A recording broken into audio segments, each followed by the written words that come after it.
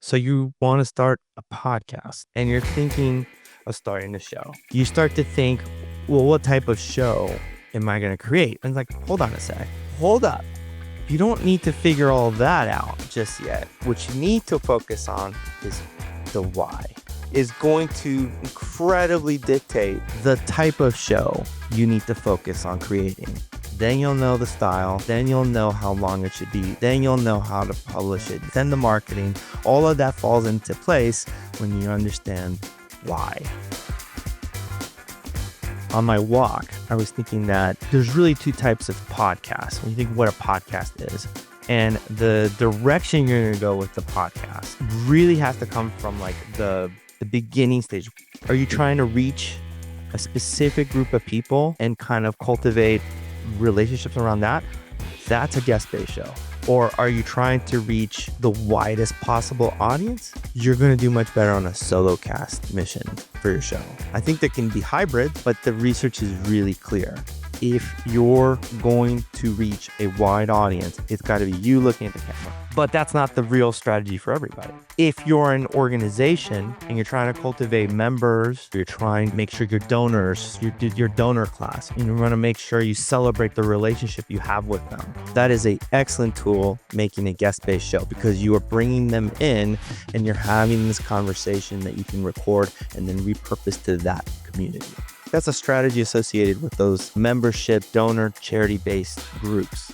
For an individual, if you're just trying to break into a market, a club, some club that no one knows you, and you're trying to like figure out your way, how can I provide value? Guest-based show will do that. Why are we doing this thing? What are we trying to achieve? Very specifically, you have to define that. Everybody's different, but if you don't have that clearly defined, you're going to struggle, wavering in between. Now, most people want to do the Joe Rogan experience thing. They want to create awesome podcasts, bring lots of interesting guests, and I get that. But you're not Joe Rogan, right? You're not already a celebrity. There's that strategy of like, there's a solo casting, that'll get you the real views. But that doesn't mean that a show that doesn't have a lot of views is not supremely useful. I'll give you an example. There was a business owner that had sold a company.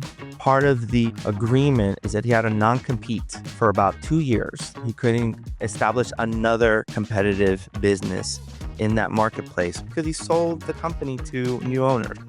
But 2 years is a long time to stay out of the action. What could you do? A guest-based show is an excellent way to cultivate and maintain and be in the community without running afoul of your agreement of establishing a competitive organization. You're just talking and you spend those 2 years making those connections. And now when you're ready to come back into the marketplace with your new business or something, you have that audience, but the guests are the audience. If you're starting from zero and you want to get a wide audience, it's going to have to be the solo casting route for quite a while. That doesn't mean you can't have guests to come in every once in a while, special guests. You want to start a podcast, right? You immediately are faced with the daunting decision. Do we do audio only or do we do video?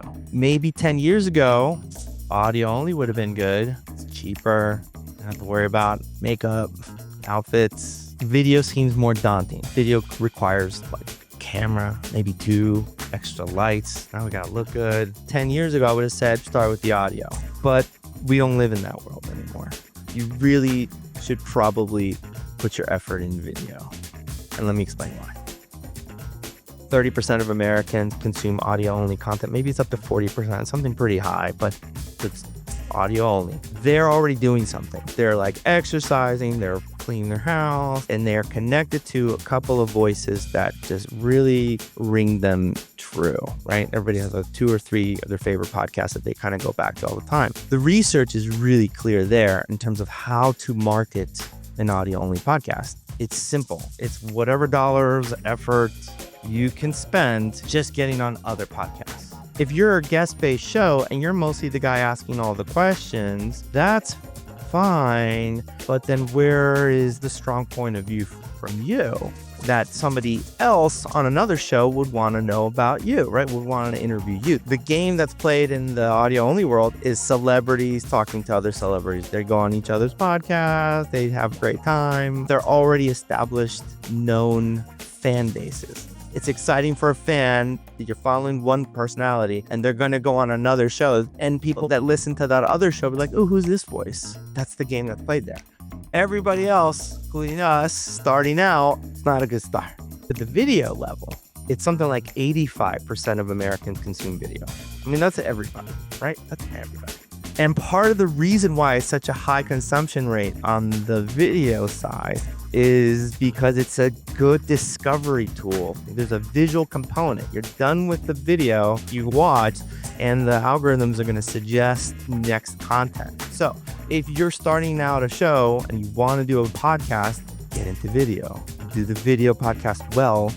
The audio will be there for your fans as you generate the views. There's a lot more to this world, but audio versus video. And we'll put out some more stuff pretty soon about that. Let me touch on length. The length of an episode is a rich conversation to have. We'll talk about length in another episode. Let's just summarize it simply. If we're going into a video podcast, if you want to be effective, shorter is better, especially if you're reaching a wide audience, but it's also if you're trying to make a good guest-based show. Everybody wants to have those hour-long, deep, rich conversations. You can make it as long as you want, but when you're starting out your show, you got to stick the landing, and you got to stick the landing pretty quick. Don't waste too much time thinking about it. It has to be 20 minutes or it has to be 30 minutes. Think about sticking the landing. That type of material does better. So figure out the why, and everything else falls into place when you can answer that singular question. We'll have more videos to help you get through the noise. Subscribe.